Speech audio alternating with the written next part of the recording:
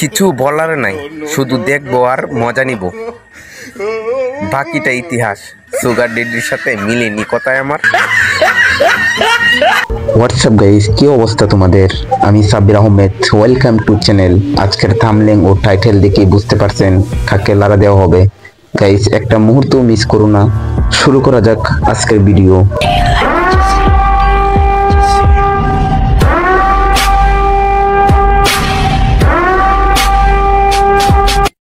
মামুনি, এতটুকু জায়গায় দেখায়া আফসোস করালে। বন্ধুরা, তাহলে বুঝছো পুরোটা দেখানো ভালো ছিল, অনেক সুন্দর লাগতো।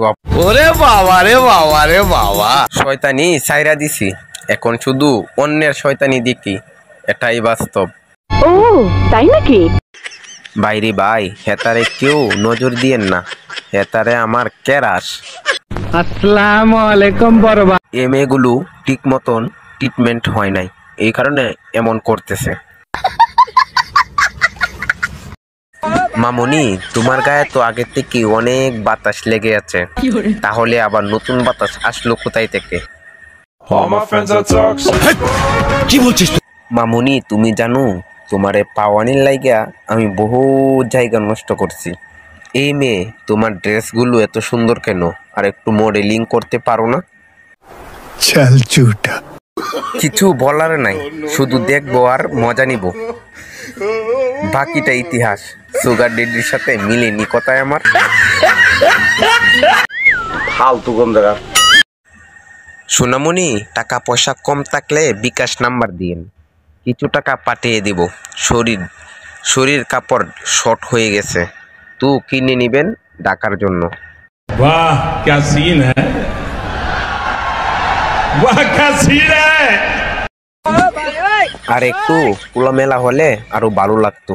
এমনিতেই আপনার সব ভিডিও ভালো লাগে আমার, আর একটু খোলামেলা হলে ভালো হতো।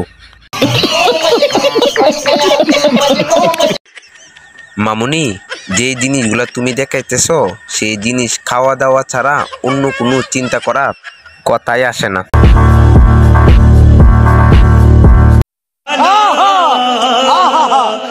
আপনাদের মাঝে কিছু কথা শেয়ার করি একটা মুভির শুটিংয়ের ব্যাপারে। সানি লিওন কোনো এক মুভির শুটিং করার জন্য বিমানে করে যাচ্ছিলেন। বিমানটি ছিল সানি লিওনের নিজস্ব। বিমানের মধ্যে পাইলট আর সানি লিওন ছাড়া আর কেউ ছিল না। সানি লিওন পশু পাখির পুতুল খুব পছন্দ করত, তাই তিনি সঙ্গে করে নিয়েছিল।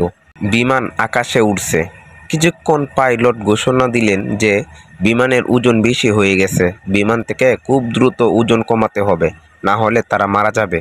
সানি লিওন কি করবে বুঝতে পারতেছে না, পুতুলগুলা পালবে নাকি উপরেরটা পালবে না নিচেরটা পালবে। ওনার পুতুলগুলা আর উপরের জিনিসগুলা পালিয়ে বিমানটি এবার বিপদমুক্ত হয়ে উঠতে লাগলো। সেই থেকে সানি লিওন যেখানে হাতি ফেলেছিলেন সেখানকার নাম হয় হাতির ঝিল, আর যেখানে উপরেরটা পড়েছিল সেখানে জায়গার নাম ব্রাজিল নামে পরিচিতি পায়। এই যে আপু, লাল শাড়িওয়ালা মেয়েটা আমাকে দিয়ে দিন। পাশেরটা এমন করবে ও বুঝতেই পারেনি, তাই লজ্জায় চলে গেছে। কারণ আমাদের একটা গাভী ছিল, গাভীটার কথা মনে পড়ে গেল আবার। মারে মা, এই দেবিরার সাইজ, তুই পারবি না আমারে সামাল দিতে? বলছি মামুনি যে বিয়েটা করো। এই গাড়ির ভিতরে ছোট্ট ছোট্ট মুমিনগুলো কদিন থাকবে আমরা সবাই দেখব তোমরা মুমিনগুলো কেমন করে করো। ওকে? ये सब क्या देखना पड़ रहा है, अच्छा है मैं अंधा हूँ। পাবলিক সব কিছুই বুঝে। আপনি যে ভাইরাল হওয়ার জন্য বুকের উড়না পর্যন্ত সরিয়ে রাখতেছেন, মানুষ কি বুঝে না? সবাই বুঝে। এখনো সময় আছে, ভালো হন।